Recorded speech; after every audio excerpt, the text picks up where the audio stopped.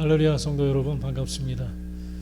어느덧 9월 둘째 주를 맞이하게 됐습니다. 오늘도 변함없이 있는 처소 또 가정들 가운데 하나님의 놀라운 은혜가 함께 하시기를 간절히 축원합니다.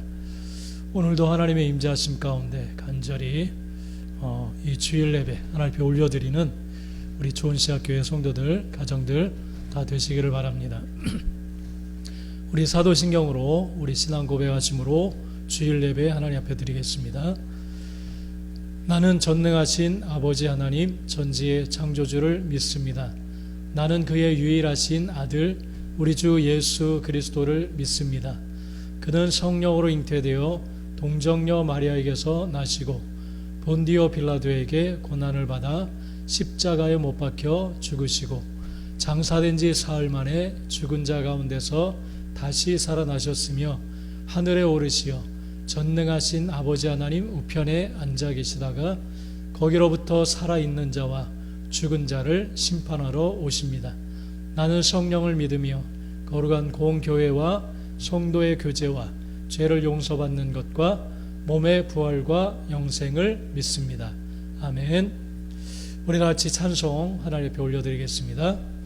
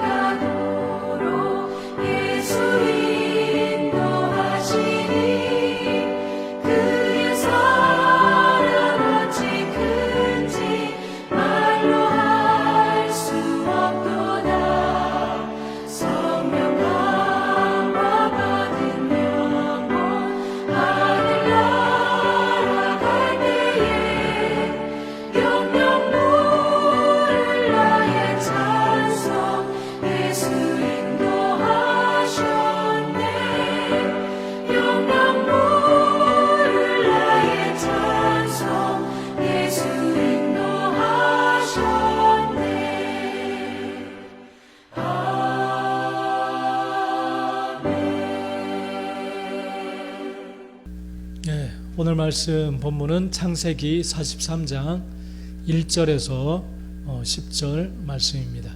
창세기 43장 1절에서 10절 우리 한번 천천히 같이 한번 읽어보도록 하겠습니다. 그 땅에 기근이 심하고 그들이 애굽에서 가져온 곡식을 다 먹음에 그 아버지가 그들에게 이르되 다시 가서 우리를 위하여 양식을 조금 사오라. 유다가 아버지에게 말하여 이르되 그 사람이 우리에게 엄히 경고하여 이르되 너희 아우가 너희와 함께 오지 아니하면 너희가 내 얼굴을 보지 못하리라 하였으니 아버지께서 우리 아우를 우리와 함께 보내시면 우리가 내려가서 아버지를 위하여 양식을 사려니와 아버지께서 만일 그를 보내지 아니하시면 우리는 내려가지 아니하리니 그 사람이 우리에게 말하기를 너희의 아우가 너희와 함께 오지 아니하면 너희가 내 얼굴을 보지 못하리라 하였음이니이다. 이스라엘이 이르되 너희가 어찌하여 너희에게 또 다른 아우가 있다고 그 사람에게 말하여 나를 괴롭게 하였느냐. 그들이 이르되 그 사람이 우리와 우리의 친족에 대하여 자세히 질문하여 이르기를 너희 아버지가 아직 살아계시느냐 너희에게 아우가 있느냐 하기로 그 묻는 말에 따라 그에게 대답한 것이니 그가 너희 아우를 데리고 내려오라 할 줄을 우리가 어찌 알았으리까. 유다가 그의 아버지 이스라엘에게 이르되 저 아이를 나와 함께 보내시면 우리가 곧 가리니 그러면 우리와 아버지와 우리 어린 아이들이 다 살고 죽지 아니하리이다. 내가 그를 위하여 담보가 되오리니 아버지께서 내 손에서 그를 찾으소서. 내가 만일 그를 아버지께 데려다가 아버지 앞에 두지 아니하면 내가 영원히 죄를 지리이다. 우리가 지체하지 아니하였더라면 벌써 두 번 갔다 왔으리이다. 아멘. 예, 오늘 나눌 말씀의 제목은 고난을 통해 하나님 백성다운 모습으로 바꾸어 가시는 하나님, 이란 제목으로 오늘 말씀 선포하고 또 나누기를 간절히 원합니다. 고난을 통해서 하나님 백성다운 모습으로 우리를 바꾸어 가시는 하나님, 오늘 본문을 통해서 또 이 창세기 요셉의 그러한 이야기를 통해서 하나님께서 오늘 우리에게 말씀해 주시는 그러한 내용입니다. 우리나라에 계속해서 태풍이 이렇게 우리나라에 와가지고 우리 많은 큰 피해를 이렇게 주는 그런 모습을 계속 우리가 보았습니다. 올해는 유난히 재난과 재앙이 좀 많이 우리에게 다가오는 그러한 한 해로 지나고 있습니다. 태풍이 참 우리에게 많은 어려움과 고통도 안겨다 주지만 태풍이 우리에게 또 가져다 주는 유익이 있다고 합니다. 태풍으로 인해서 여러 가지 좀 유익한 것들을 보면 먼저는 지구의 공기를 순환시키는 역할을 그렇게 한다고 합니다. 그래서 열대지방의 뜨거운 공기를 북쪽으로 옮겨서 지구의 전체적인 온도를 아주 균형 있게 맞춰주는 역할을 이 태풍이 감당한다고 합니다. 두 번째는 대기를 깨끗하게 해서 새로운 산소들을 이렇게 채워준다고 합니다. 그래서 매연이나 여러 가지 화학물질 또 심각하게 오염된 이런 오염물질들을 싹 끌어가고 대신 신선한 공기를 채워준다고 합니다. 그리고 세 번째는 이 태풍으로 인해서 바닷물이 깨끗하게 되고 산소량을 증가시킨다고 합니다. 그래서 태풍이 지나갈 때 바닷물을 한 번씩 뒤집어 줌으로 인해서 적조를 없애주고 또 바닷물의 산소량을 풍부하게 만들어서 물고기, 해초 이런 것들이 잘 서식할 수 있는 그런 환경을 만들어 준다고 합니다. 그래서 태풍이 지나가면 한 바닷물의 35% 정도가 정화가 된다고 합니다. 또 네 번째는 물이 부족한 그런 나라들에게 물을 많이 공급해 준다고 합니다. 그러니까 이 태풍은 바다를 건너오면서 많은 물을 담아가지고 이 폭우를 많이 동반하기 때문에 물이 부족한 곳에 많은 물들을 공급해 준다고 합니다. 그리고 다섯 번째 태풍 효과는 찌든 하천과 강, 바다 또 주변 또는 오폐수를 말끔하게 이렇게 청소해 주는 그러한 역할을 한다고 합니다. 그러니까 이 태풍이라는 것이 좀 우리에게 많은 고난, 어려움, 고통도 가져다 주지만 이 태풍이 있음으로 인해서 이 지구 전체의 어떤 이 안정되게 균형 있게 맞추어 주는 역할을 한다, 그렇게 볼 수가 있습니다. 우리 삶 속에 와지는 고통도 또 그렇다고 우리가 볼 수가 있습니다. 더군다나 이 고통이 하나님의 도구로 사용되어질 때 우리에게는 말로 할 수 없는 어떤 유익과 또 하나님의 목적을 이루어가는 그러한 도구가 되는 줄 믿습니다. 하나님께서는 고난을 통해서 하나님의 백성들을 정말 하나님이 원하시는 당신의 백성의 모습으로 바꾸어 가시는, 또 만들어 가시는 그러한 분이시다라는 사실을 이 애굽 가정 또한 요셉의 이야기를 통해서 우리에게 알려주시고 계십니다. 우리 지난주 우리 바로가 정말 이상한 꿈을 꾸게 되고 요셉을, 감옥에 있던 요셉을 불러내서 그에게 자신의 꿈 해몽을 듣게 되는 그러한 내용에 대해서 말씀을 들었습니다. 바로가 꾼 꿈은 뭐냐면, 바로가 나일강가에 이렇게 서 있는데 살찌고 아름다운 7 암소가 나와서 풀을 뜯고 있는데 그 뒤에 정말 악하고 약하고 또 심히 흉하고 파리하게 생긴 7 암소가 뒤이어서 올라옵니다. 그리고 나서 살찐 아름다운 7 암소를 잡아먹습니다. 또 꿈을 두 번째 꿈을 꾸는데 한 줄기에 무성하고 충실한 7 이삭이 올라왔는데 그 후에 가늘고 동풍에 마른 7 이삭이 이렇게 나오는 그러한 꿈을 꾸게 됩니다. 그래서 이 이야기를 들은 요셉이 그 자리에서 이제 해석을 해주는데, 애굽 땅에 이제 7회 큰 엄청난 풍년이 일어날 것이고 그 후에는 7회 7년 동안 흉년이 있게 되는데 그 기근으로 인해서 이 땅이 망하게 될 것입니다. 그러니까 왕은 이제 감독관들을 이제 두어가지고 온 땅에 두어서 7년 풍년 동안 5분의 2를 그러한 거두어들인 곡식을 모아다가 각 성읍에 쌓아 두어서 이제 흉년을 대비하셔야 됩니다. 그렇게 이야기를 해줍니다. 하나님께서 이러한 일을 일으킬 거니까 대비를 하셔야 됩니다. 그렇게 이야기를 합니다. 그러니까 이 바로가 그 이야기를 듣고 너무나도 속이 시원하고 마음에 들어서 요셉의 손에 자신의 반지를 끼워주고, 다른 관리들을 내가 세울 게 아니라 이처럼 하늘에 감동된 사람을 얻기가 힘드니까 요셉을 즉시 그 자리에서 총리로 세워가지고 이 각성의 엄청난 양식들을 앞으로 이제 풍년 동안 비추하게 하고, 이 요셉의 말 한마디로 모든 것들을 관리하고 이끌어 나가도록 이렇게 만드는 그런 자리에 그를 세웁니다. 그래서 이 7년 동안 이 풍년이 있을 때 요셉은 각 지방에 있는 곡식들을 모아서 잘 관리하고 제도를 만들어서 잘 비추게 두게 됩니다. 그래서 어느덧 이제 흉년이 7년의 흉년이 찾아오는데 애굽뿐 아니라 각 나라마다 큰 흉년에 이제 시달리게 되고, 야곱이 살고 있는 그 땅에도 엄청난 흉년이 찾아오게 됩니다.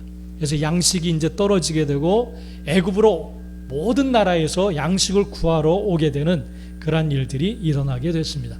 그래서 야곱의 가정도 이제 야곱도 이 자신의 아들들을 보내서 양식을 구하러 애굽에 내려보내는 그러한 내용이 이제 이 오늘 본문에 이제 나오게 되어집니다.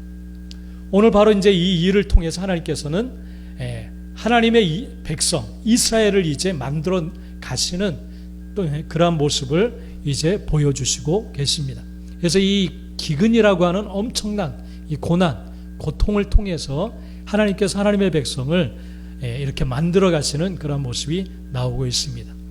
오늘 이 말씀을 통해서 정말 지금 뭐 여러 가지 고난이 우리에게 와져 있는데 이것을 통해서 하나님은 무엇을 행하고 계시고 어떠한 일들을 이루어 가시는가, 또 내 삶 속에도 어떠한 일을 이루어 가시는가를 우리 보게 되고 알게 되어서 그 하나님의 인도하심에 정말 순종하고 또 하나님의 백성답게 만들어져가는 저와 여러분, 또 우리 좋은시작교회 가정들이 되시길 간절히 축원합니다. 고난에 대한 성경의 관점을 우리는 시편 119편 71절에서 우리가 찾아볼 수가 있습니다. 시편 119편 71절, 거기에 보면 고난당한 것이 내게 유익이라, 이로 말미암아 내가 주의 율례들을 배우게 되었나이다. 그렇게 시편 기자는 이렇게 고백하고 있습니다. 고난당한 것이 유익이 되었다. 왜냐하면 주님의 길을, 하나님의 율례들을 내가 배우게 되었기 때문입니다. 그렇게 고백하고 있습니다. 이것이 바로 하나님의 시각입니다. 고난은, 믿는 자에게 와지는 고난은 그냥 애매하게 와지는 것이 아니라 뭔가 하나님의 목적을 이루고 하나님의 뜻을, 또 하나님이 기뻐하시는 그러한 일을 성취하기 위한 어떤 도구이다라는 사실을 우리는 알 수가 있습니다. 뭐 우리나라 속담에도 비 온 뒤에 땅이 굳는다라는 말이 있듯이 어려움을 겪고 나면 더 단단해져서 어떤 어려움도 이겨낼 수 있는 힘을 갖는다. 그러한 속담이 있습니다. 정말 비가 오면 질척거리고 막 걸어다니기도 힘들고 그렇죠. 그렇지만 이 고난을 통과하고 나면 정말 어떠한 어려움도 이겨낼 수 있는 성숙하게 되어지는 그러한 사람이 되어진다 라는 사실을 우리는 알 수가 있습니다. 하나님께서도 우리 인생을 바로 세우시기 위해서 그 도구로 고난을 사용하시는 분이시다라는 사실을 우리는 성경의 여러 가지 인물들을 통해서 우리는 알 수 있게 되어집니다. 그래서 야고보서 1장에 보면 너희가 여러 가지 시험을 만나거든 온전히 기쁘게 여기라 그렇게 말씀하고 있습니다. 이는 너희 믿음의 시련이 인내를 만들어내고 그 인내를 온전히 이루게 될 때 너희가 온전하고 구비하여 조금도 부족함이 없게 하려 합니다. 그렇게 하나님의 섭리에 대해서 말씀해 주시고 있습니다. 여러분, 고난 속에서 하나님의 섭리의 손길을 볼 수 있게 되는 저와 여러분들이 되시길 바라고, 그 고난을 통과하면서 정말 하나님이 기뻐하시는 사람들이 되어서 하나님이 준비하고 계신 놀라운 은혜의 삶으로 나아가는 우리 모든 성도들이 되시기를 축복합니다. 오늘 말씀을 통해서 먼저 우리가 발견하게 되는 것은 고난이 우리를 하나님의 백성으로 성장시키신다 라는 사실을 우리는 발견하게 되어집니다. 오늘 그냥 표면적으로 나타나는 그러한 이야기는 뭐냐면 기근이 와서 양식을 구하러 가는 그러한 이야기입니다. 그리고 놀랍게 거기서 이제 요셉을 만나게 되고 뭐 잘 살게 되어졌다, 그런 식으로만 우리가 듣게 되면 하나님의 놀라운 섭리를 놓칠 수 있게 됩니다. 이 때문에 오늘 이 표면적으로는 양식을 구하러 가는 이야기지만 그 표면적으로 나타난 일을 통해서 하나님이 무엇을 이루어가고 계신가, 무엇을 만들어가고 계신가를 볼 수 있게 되는, 깨닫게 되는 우리 모든 가정들이 되시기를 축복합니다. 이 기근을 통해서 하나님께서는 하나님의 백성이 어떠한 마음, 어떠한 자세, 어떠한 태도, 어떠한 모습으로 살아가야 되는가, 또 야곱의 가정을 하나님이 어떻게 다루어 가시고 어떠한 모습으로 만들어 가시는가를 우리가 볼 수 있게 되어집니다. 하나님을 경외하는 백성, 이스라엘이 되기 위해서는 거기에 걸맞는 모습을 갖추어야 되는데, 하나님께서는 그러한 모습을 만들어 가시기 위해서 이 기근, 어려움, 이 기근이라고 하는 고난을 통해서 이 야곱의 가정을 통해서 하나님의 이스라엘을 만들어 가십니다. 저와 여러분도 참된 이스라엘, 하나님을 경외하는 하나님의 백성이 되기 위해서 이 고난을 통해서 역사하시는 그 하나님을 보게 되고, 또 그 속에서 주님과 동행의 삶으로 나아갈 수 있게 되는 우리 모든 성도들이 되시길 간절히 축복합니다. 오늘 먼저는 하나님께서는 야곱을 변화시키십니다. 야곱에게 어떤 결단을 하게 만드시는 그러한 모습을 우리는 볼 수가 있습니다. 야곱의 가정에 엄청난 기근이 찾아오자 먹을 양식이 떨어진 야곱은 아들들에게 양식을 구해오라고 애굽으로 보내게 됩니다. 그래서 애굽에는 많은 나라에서 많은 사람들이 양식을 구하기 위해서 몰려와 있었습니다. 그래서 그 중에 섞여서 이제 요셉 앞으로 이 야곱의 형제들이, 야곱의 아들들이 나아가게 됩니다. 그러자 요셉은 대번에 자신의 형들을 알아보게 됩니다. 그러면서 하나님께서 어릴 때 주셨던 그 꿈을 상기하면서 그 꿈들이 어떻게 풀어져 나가는지 보기 위해서 이 형들을 정탐꾼으로 몰아갑니다. 너희들은 이 나라를 정탐하기 위해서 온 정탐꾼들이다. 그랬더니 이 형제들이 정말 당황하고 또 억울해하면서 자신들은 정탐꾼이 아니다 그렇게 이야기하면서 자신들의 집안 이야기를 소상하게 이 요셉에게 이야기해 줍니다. 막내 아들은 지금 집에 있고, 아버지가 너무 애지중지하는 아들인데 집에 있고, 또 자신들 가운데 형제 하나가 있었지만 지금은 없어졌습니다. 그렇게 이야기하면서 요셉에게 솔직하게 모든 자신들의 있는 집안 이야기를 다 그렇게 이야기해 주는 그러한 모습을 봅니다. 그럴 때 이 요셉은 그렇다면 너희 말이 진실임을 증명하기 위해서 그 막내 아들 베냐민을 내게 데리고 와라.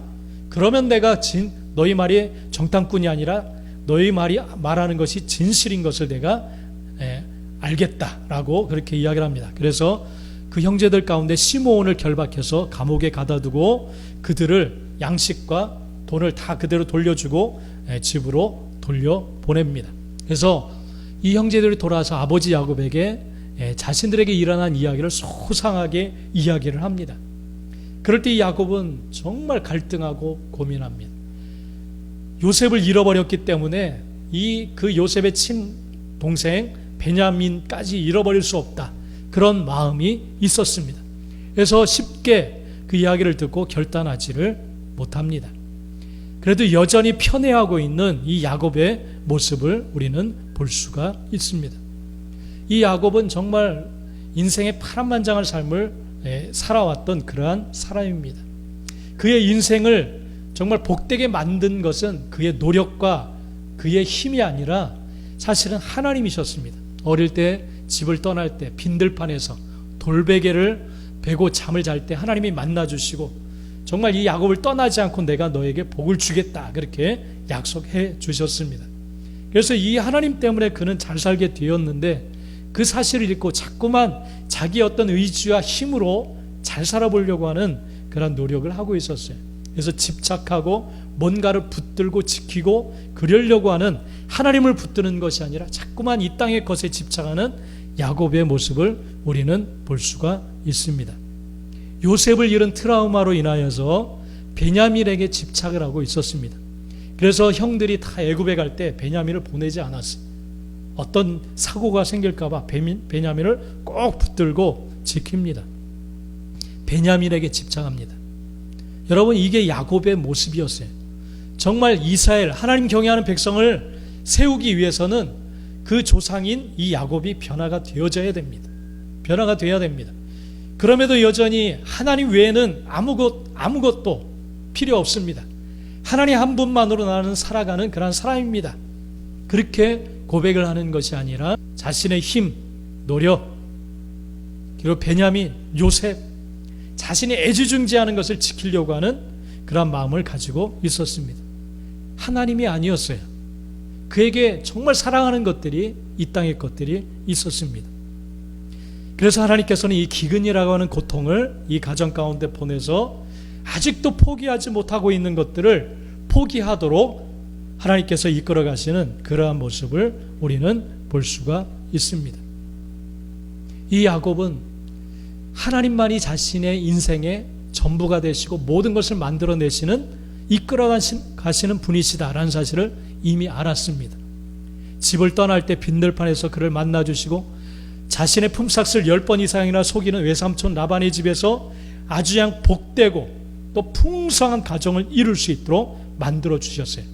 아롱지고 검은 얼룩덜룩한 양과 염소, 이건 태어날 가능성이 희박한데도 불구하고 그런 튼실하고 아주 그냥 건강한 양, 염소들을 얼룩덜룩하고 검은 아롱진 것들을 태어나게 하셔서 엄청난 거부가 되도록 만들어 주셨습니다. 잘 지켜주셨어요. 그런 하나님을 체험을 했습니다. 그리고 칼을 들고 자신에게 다가왔던 에서로부터 하나님은 야복 강가에서 만나주시고 칼부림으로 만났어야만 될 형을 기쁨의 눈물로 제하도록 만드셨습니다. 하나님만이 그의 삶 가운데 전부이시고 보호자가 되시고 능력이 되시는 분이심을 알았어요. 그리고 딸 디나로 인하여서 이 아들들이 분노해서 그 일대의 남자들을 다 죽이고 그 주위에 있는 모든 고을들이 일어나서 이 야곱의 가정을 몰살시킬 위험에서 하나님은 또한 지켜주셨습니다. 그런 하나님을 경험했어요. 그럼에도 하나님 한 분만을 붙들고 살려는 마음을 갖지 않고 베냐민, 요셉, 아직도 그가 집착하는 것들이 있었어요. 그러니까 하나님 백성다운 모습으로 살아갈 수가 없었습니다. 그 이스라엘이라고 하는 하나님 백성을 만들어내야 될 조상인데도 그런 하나님 경외하는 마음이 너무나도 부족했어요. 그럴 때 하나님께서는 야곱에게 결단할 수 있는 그러한 고난을 주십니다. 기근을 통해서, 또 이 아들 요셉을 통해서 이 베냐민을 놓아서 애굽으로 보내야만 되는, 그렇게 결단하도록 만드는 하나님의 촉구를 우리는 볼 수가 있습니다. 계속해서 그는 갈등합니다. 그래서 베냐민을 놓지 못하고 보내지 않습니다. 왜냐하면 자기가 애지중지했던 요셉을 잃어보았기 때문에 그렇습니다. 그리고 그가 말하기를 시므온도 지금 우리 집에서 사라지고 요셉도 사라졌고 이제 이 베냐민마저 너희가 없애려고 하느냐. 그러면서 보내지 않습니다. 양식이 다 떨어질 때까지 보내지를 못합니다. 양식이 이제 다 떨어지게 되고 그가 결단해야만 될 그러한 위치에 놓이게 되어집니다. 여러분, 하나님께서는 고난을 통해서 하나님의 백성들을 다루십니다. 그리고 결단하게 만들고 하나님 백성답게 살아가도록 하나님은 결단하게 만드십니다. 양식이 이제 다 떨어져서 집안이 다 굶어 죽게 생겼습니다. 어쩔 수 없이 야곱은 이제 결단해야만 됩니다. 하나님 외에 귀중하게 생각하고 있는 것들, 잃기 싫어하는 모든 것들, 하나님은 어쩔 수 없이 그것을 놓고 또 하나님을 붙들도록 결단하도록 만듭니다. 여러분, 저와 여러분도 뭔가 집착하는 것들이 분명히 있을 겁니다. 하나님 외에 내가 정말 소중하고 잃기 싫어하는 것들이 분명히 있을 겁니다. 사람이 될 수도 있고 이 땅의 어떤 물질 또 어떤 위치, 관계 그런 것들이 될 수 있습니다. 그럴 때 하나님은 고난을 보내십니다. 그리고 절대 하나님만으로 살아갈 수 있는 자를 만들기 위해서 결단하게 하십니다. 결단할 수밖에 없게 만드십니다.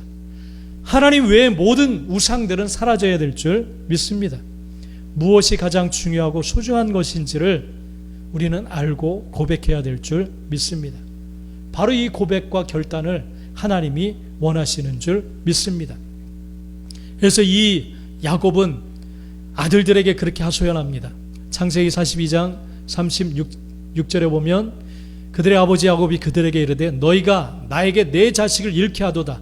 요셉도 없어졌고 시므온도 없어졌거늘 베냐민을 또 빼앗아가고자 하니 이는 다 나를 해롭게 함이로다. 그렇게 고백하고 한탄합니다. 나를 해롭게 하는 것이다. 여러분, 고난이 올 때 정말 내게 고통이고 해롭고 모든 걸 다 빼앗긴다 그렇게 생각할 수 있어요. 그러나 하나님이 결단하게 하실 때에는 우리에게 해롭게 하려고 하시는 것이 절대 아닙니다. 하나님이 원하시는 모습으로 만들기 위해서 그렇게 행하시는 줄 믿습니다. 빼앗기는 것이 절대 아닙니다. 하나님의 것을 우리에게 주시기 위해서 이 땅의 것, 우리의 삶을 망가뜨리고 있는 그 집착하는 것들을 놓게 하시는 하나님의 섭리인 줄 믿습니다. 여러분, 정말 결단하며 지금 표면적으로 와져 있는 여러 가지 코로나를 비롯한 여러 가지 고난, 이 고난을 통해서 정말 하나님이 결단하게 하시는 것이 무엇인지를 보고 발견하고 결단하면서 나아가는 저와 여러분 또 가정들이 되시기를 간절히 축복합니다. 하나님만을 최고의 가치로 여기고 다른 것들을 내려놓게 하는 결단의 자리로 하나님은 우리를 이끌어 가십니다. 이것이 바로 하나님이 고난을 주신 이유인 줄 믿습니다. 그럴 때 유다가 나서서 그렇게 이야기를 합니다. 아버지에게 결단을 하게 합니다.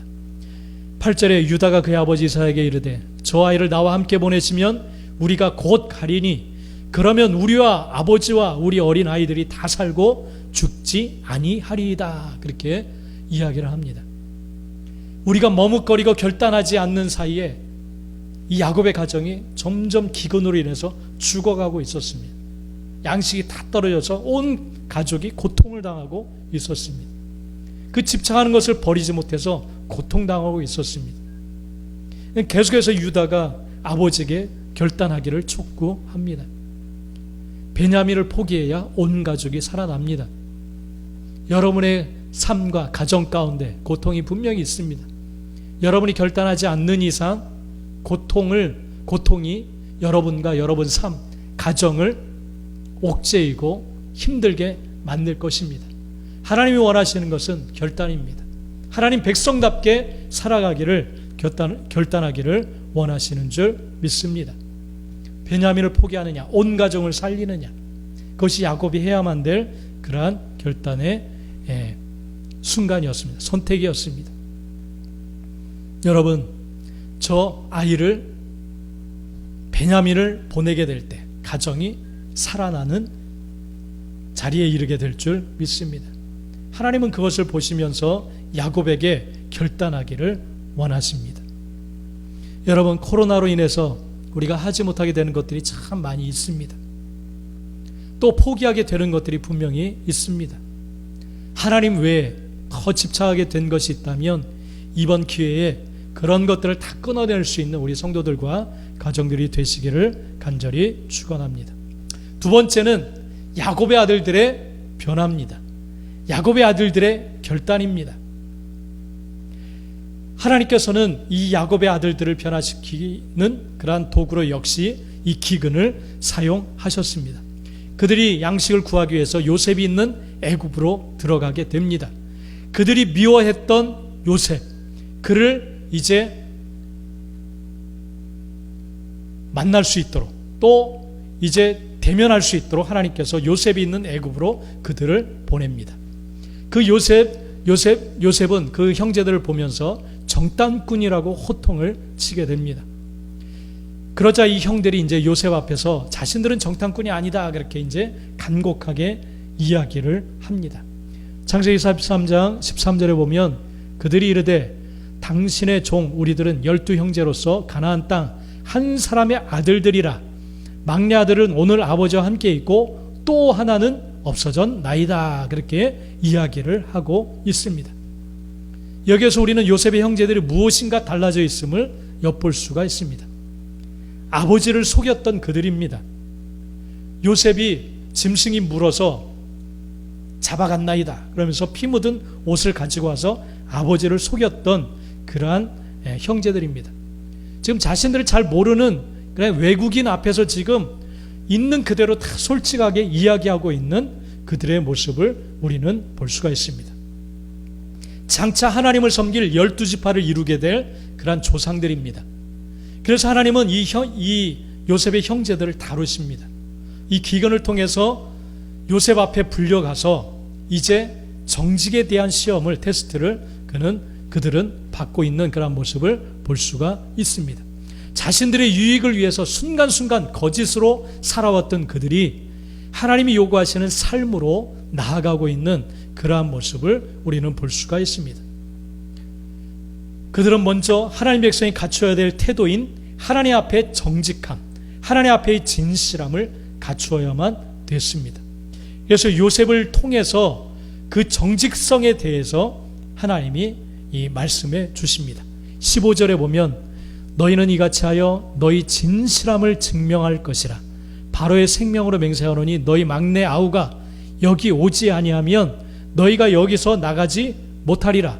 또 16절에 보면 너희 중 하나를 보내어 너희 아우를 데려오게 하고 너희는 갇혀 있으라. 내가 너희의 말을 시험하여 너희 중에 진실이 있는지 보리라. 바로의 생명으로 맹세하노니 그렇지 아니하면 너희는 과연 정탐꾼이니라. 그렇게 이야기를 합니다. 너희 중에 진실이 있는지 보겠다. 그렇게 요셉이 자신을 모르는 형제들에게 그렇게 이야기를 합니다. 그러니까 이 어렸을 때 이 형제들은 요셉의 그 진실함을 미워했던 사람들이에요. 자신들이 행했던 악한 일들을 정직하게 아버지에게 고했던 이 요셉을 너무너무 미워했던 형제들입니다. 그 정직함이 너무나도 싫었어요. 그래서 그런 삶을 싫어했습니다. 그냥 좋은 게 좋은 거 아니야? 그냥 아버지도 이렇게 모른 척, 네가 모른 척하고 넘어가면 너도 좋고 우리도 좋고, 그냥 아버지도 그냥 별 모르게 넘어갈 텐데 그걸 일일이 다 정직하게 고했느냐. 그러면서 이 요셉을 너무너무 미워했습니다. 너무너무 미워했어요. 이건 육적인 삶입니다.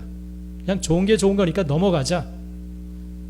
그러나 하나님께서는 그것을 그냥 넘기시지 않았어요. 다루십니다. 살아계신, 늘 동행하시는 하나님 앞에서 살지 않는 이 형제들의 태도를 하나님은 옳다 그렇게 말씀하시지 않았어요. 그를 다루십니다. 하나님은 진실함으로 하나님 백성으로서 살아갈 것을 이 형제들에게 가르쳐 주십니다. 하나님 앞에서 살아가는데 거짓으로 우리가 살아갈 수는 분명히 없습니다. 믿음의 성도들이 그러한 삶을 살아갈 수는 없는 줄 믿습니다. 늘 동행하시는 하나님이 있는데 어떻게 하나님을 속이고 살아갈 수가 있겠습니까? 하나님 대신 거짓말을 방편 삼아 살아갈 수 있다. 이것은 바로 이방인들과 같은 그러한 삶입니다. 세상의 방식입니다. 하나님의 백성들은 그렇게 살아갈 수가 없습니다. 오직 이 땅의 거짓으로 그냥 좋은 게 좋은 거다 이렇게 넘어가는 삶으로 살아갈 수가 없습니다. 믿음의 백성은 오직 살아계신 하나님만 의지하여 살아가는 것이 바로 믿음의 백성인 줄 믿습니다. 그래서 하나님께서는 이 요셉의 형제들의 거짓을 다루십니다. 그래서 요셉 앞에서 그 그들의 진실함을 증명해 보이도록 이렇게 다루어 가시는 그런 모습을 우리는 볼 수가 있습니다. 저와 여러분의 정직성을 하나님 보시기를 원하십니다. 고난을 통해서 정말 살아계신 하나님만을 의지해서 살아계신 하나님의 눈동자 앞에서 정말 정직하게 살아갈 수 있는, 하나님 말씀대로 살아갈 수 있는 저와 여러분들이 되시기를 축복합니다. 두 번째는 요셉의 형제들의 잘못에 대한 회개를 하나님이 촉구하십니다. 이 형제들이 이런 이야기를 할 때 이 형제들이 마음 가운데 담아두었던 이야기를 이 루벤이 이 요셉 앞에서 이야기를 하게 됩니다. 요셉은 애굽 사람이라고 이 형제들은 알았기 때문에 서로 이제 자신들의 모국 말로 이제 이 사람이 못 알아들을 것이다 라고 생각해서 자신들끼리 막 이야기를 하게 됩니다. 그래서 21절에 보면 그렇게 기록하고 있는데 그들이 서로 말하되 우리가 아우의 일로 말미암아 범죄하였도다. 그가 우리에게 애걸할 때에 그 마음의 괴로움을 보고도 듣지 아니하였으므로 이 괴로움이 우리에게 임하도다. 그러면서 서로 이야기를 합니다. 그러니까 요셉 어렸을 때 자신들에게 살려달라고 막 그럴 때에 그 마음의 괴로움을 우리가 듣고도 듣지 아니하였다. 정말 이 우리의 죄 때문에, 범죄함 때문에 이렇게 되었다라고 하면서 그들이 서로 이야기를 합니다. 그러니까 그들도 가책을 받고 있었어요. 그리고 그것이 잘못되었다라는 사실을 분명히 알고 고백하고 있습니다. 그래서 그 이야기를 할 때 형제 중 하나인 이제 시몬을 결박해서 옥에 가두죠. 바로 이처럼 이 형제들은 이 기근을 통해서 요셉 앞에 불려나가면서 그들이 살아왔던 잘못된 과거의 일들을 하나하나 깨닫게 되고 이 요셉 앞에서 그것을 다 토해내게 합니다. 이것은 하나님의 섭리입니다. 하나님의 섭리예요. 하나님의 뜻으로 나아가기 위해서 결단하게 하는 하나님의 통로로 이 기근이 사용된 줄 믿습니다. 여러분, 바로 이처럼 하나님께서는 이 요셉의 형제들, 이제 장차 이스라엘 민족을 이루게 될 이 요셉의 형제들을 다루어 가시는 제사장 민족 될 수 있도록 만들어 가시는 그러한 모습을 우리는 볼 수 있게 되어집니다. 그 중에 특별히 우리 형제들 중에 유다가 있는데, 유다가 이제 이 시몬을 옥에 가두고 집에 돌아와서 아버지 앞에 이제 나아갈 때에 이제 이 베냐민을 못 보내겠다 그렇게 말하는 아버지 앞에 나가서 대신 그가 중보자가 되어서 이렇게 이야기를 합니다. 창세기 43장 9절에 보면 내가 그를 위하여 담보가 되오리니 아버지께서 내 손에서 그를 찾으소서. 내가 만일 그를 아버지께 데려다 아버지 앞에 두지 아니하면 내가 영원히 죄를 지리이다. 그렇게 이야기를 합니다. 내 손에서 베냐민의 그 핏값을 찾아달라고 그렇게 이야기를 합니다. 요셉의 형제들은 요셉이 미워서 요셉을 죽이려고 했던 자들이에요. 그런데 이제는 이 형제 베냐민을 위해서 만일 잘못되면 내 자신이 그 값을 대신 받겠다 이렇게 유다가 나섭니다. 놀라운 변화가 있었어요. 정말 이렇게 형제를 죽이려고 했던 자가 오히려 형제를 위해서 죽겠다라고 말하는 그런 이야기를 듣습니다. 우리가 이제 알지만 유다는 유다의 후손으로 예수님이 이제 오시게 됩니다. 예수님은 모든 사람의 죄값을 대신해서 죽으신 그러한 분입니다. 그러한 모습을 이 유다를 통해서 우리는 이제 보게 되어집니다. 어느덧 제사장다운 그런 민족다운 모습으로 이렇게 변해져 가고 있는 그들의 모습을 우리는 볼 수가 있습니다. 베냐민의 핏값을 만약 무슨 일이 생긴다면 그 값을 내가 대신 받겠습니다 라고 이야기하는 그러한 모습을 우리는 볼 수가 있습니다. 이러한 형제들의 모습을 보면서 이제 요셉은 이제 눈물로 형제들을 이제 맞이하게 되어집니다. 변화된 형제들을 보면서 내가 바로 당신들의 아우입니다. 그렇게 이야기하면서 이 형들 앞에 나가서 눈물로 제해하게 되어집니다. 그리고 자신의 친동생 베냐민을 끌어안고 눈물로 제해하게 되어집니다. 여러분, 여기에서 우리는 그냥 인간적인 감동적인 어떤 휴먼 드라마 그런 것처럼 표면적으로만 우리가 생각할 것이 아니라 이 기근과 여러 가지 고난을 통해서 하나님께서 어떻게 당신의 뜻을 이루어 가시는지를 우리는 보게 되어집니다. 이러한 가정을 보면서 분노의 칼날을 갈아왔던 요셉도 뭔가 엄청난 변화를 일으키게 되어집니다. 하나님의 관점으로 요셉도 바뀌어집니다. 창세기 45장 7절 우리 한번 찾아서 같이 한번 읽어봅시다. 여러분, 창세기 45장 7절 8절 한번 읽어봅시다. 변화된 형제의 모습을 보고 요셉도 그들 앞에 하나님의 관점으로 변화된 그의 마음을 이렇게 고백하고 있습니다. 창세기 45장 7절 8절 읽겠습니다. 시작. 하나님이 큰 구원으로 당신들의 생명을 보존하고 당신들의 후손을 세상에 두시려고 당신들보다 먼저 보내셨나니 그런즉 나를 이리로 보내니는 당신들이 아니요 하나님이시라. 하나님이 나를 바로에게 아버지로 삼으시고 그 온 집의 주로 삼으시며 애굽 온 땅의 통치자로 삼으셨나이다. 이렇게 고백합니다. 당신들과 당신들의 후손을 세상에 두시려고 나를 당신들보다 먼저 이 땅에 보내셨습니다.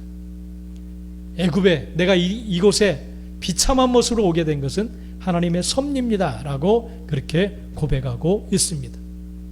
바로 오늘 말씀을 통해서 보면 고난이라고 하는 것은 야곱의 가정의 모든 사람들의 가치관, 또 하나님이 함께하는 백성으로서 갖추어야 될 태도를 갖추도록 만드셨습니다. 여러분, 이 야곱의 가정의 하나님이, 이스라엘의 하나님이 지금 저와 여러분의 하나님이신 줄 믿습니다.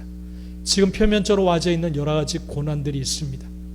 이것을 통해서 저와 여러분의 가정들을 하나님이 다루어 가시고 변화시키시기를 원하시는 줄 믿습니다. 정말 살아계신 하나님을 이 고난 가운데 만나셔서 정말 여러분 삶 가운데 놀라운 일을 행하기 원하시는 그 하나님의 행하심을, 또 역사하심을 누릴 수 있는 우리 모든 좋은 시학교회 성도들, 가정들이 되시기를 간절히 축원합니다. 우리 다 같이 한번 하나님 성으로 한번 이 시간 기도합시다. 하나님, 우리 가정 가운데 정말 여러 가지 고난이 있습니다. 그러나 이 고난은 하나님의 놀라운 섭리의 도구인지를 이 시간 고백합니다. 또 이 일을 통해서 하나님이 이루시고 다루실 일이 계신 줄 압니다.